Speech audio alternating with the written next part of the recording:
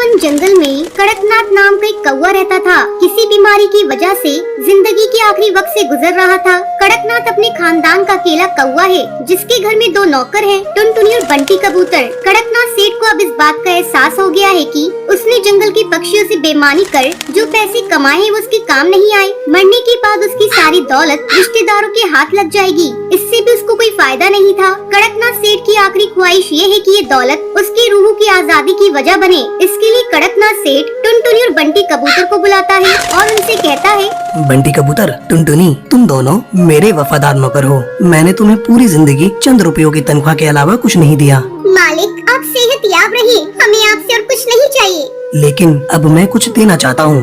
क्या मालिक?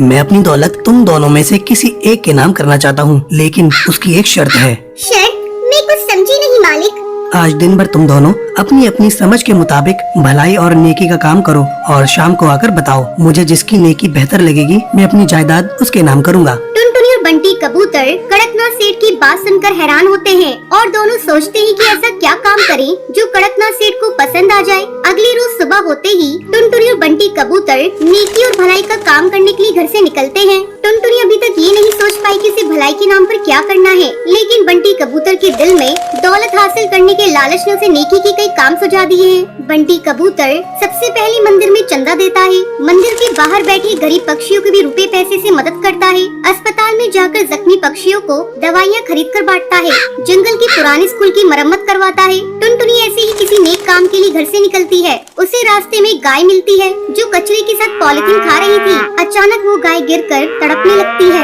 टुनटुनी से फौरन जानवरों के अस्पताल ले जाकर इलाज करवाती है। उसके पेट से बहुत सारा पॉलिथीन निकलता है। इसके बाद गाय ठीक हो जाती है। हे भगवान, अब तो शाम हो गई। मैं कड़कनाथ सेठ से जाकर क्या कहूँगी? मुझे इस बात का मलाल नहीं है कि मैंने नेकी का कोई काम नहीं किया, बल्कि खुशी है कि मेरी कोशिश से गाय की जिंदगी बच गई। टुनटुनी गाय को अस्पताल में छोड़कर कड़कनाथ सेठ के पास जाती है। बंटी कबूतर भी कड़कनाथ सेठ के पास आता है और अपने पूरे दिन का काम कड़कनाथ कौवे को बताता है। बंटी कबूतर अपनी नेकी के सभी कामों को एक एक करके गिनवाता है और टुनटुनी सिर्फ इतना ही बताती है कि उसने सारा दिन गाय के इलाज पर खर्च कर दिया। टुनटुनी के पास बताने के लिए कुछ नहीं है, इसलिए वो चुप हो जाती है।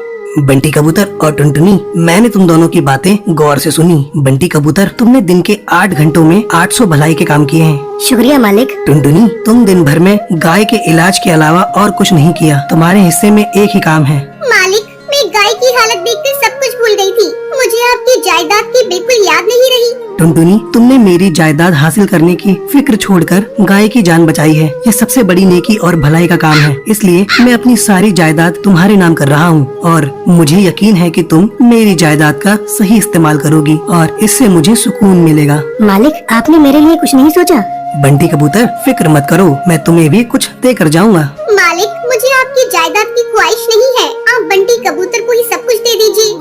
नहीं टुनटुनी, आज से तुम ही मेरी जायदाद की मालकिन हो। बस एक ही गुजारिश है तुमसे, मेरी जिंदगी के आखिरी दिनों में तुम मेरे साथ रहकर मेरी देखभाल करना। टुनटुनी कड़कनाथ को शुक्रिया अदा करके उस गाय के पास जाती है जिसका उसने इलाज करवाया है। टुनटुनी गाय के पास जाकर उसे चारा खिलाती है। गाय अब पूरी तरह से ठीक हो गई थी। ये सड़कों पर फिरने वाली आवारा गाय है, इसलिए उस गाय को कड़कनाथ के घर लेकर आती है और गाय के साथ खुद भी वही रहने लगती है। टुनटुनी अब एक बेटी की तरह कड़कनाथ की खिदमत करने लगती है। वक्त पर दवाई और खाना पीना देती है, गाय का ताज़ा दूध पिलाती है। टुनटुनी, तुम मेरी कितनी खिदमत करती हो, कभी आराम भी कर लिया करो। टुनटुनी, आज से तुम मुझे अब्बू जान कहोगी। ठीक है अब्बू जान, जब तक आप पूरी तरह से दुरुस्त नहीं हो जाते मैं आराम नहीं करूँगी। टुनटुनी की खिदमत के सामने यमराज को भी झुकना पड़ा और कुछ ही रोज में कड़कनाथ बीमारी को शिकस्त देकर सेहतयाब हो जाता है। टुनटुनी बेटी, अब तो डॉक्टर ने भी कह दिया है कि मेरी पूरी तरह सेहत दुरुस्त है। यह तुम्हारी वजह से मुमकिन हुआ है। नहीं अब्बू जान, आपके दुरुस्त होने में दवाइयों के साथ गाय के दूध का भी करिश्मा है।